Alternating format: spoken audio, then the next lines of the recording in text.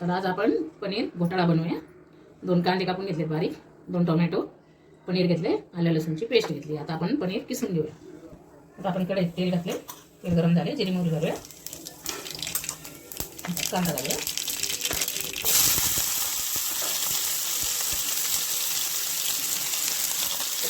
कांदा लालसर होईपर्यंत परतून घेऊ।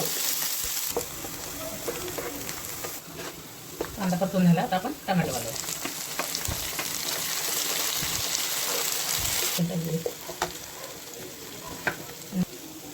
आता आपण असं परतून घेतले, आता मसाले घालूया। आता बारीक होईपर्यंत परतून घ्यायचं। हळद, मिरची पावडर, धना पावडर,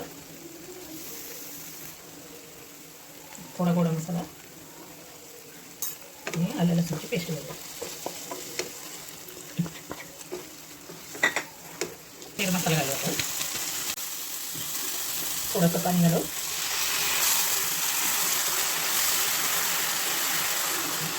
तेल सुटेपर्यंत आपण थोडं परतून घेऊ। आता तेल सुटले, आपण आता पनीर घालूया।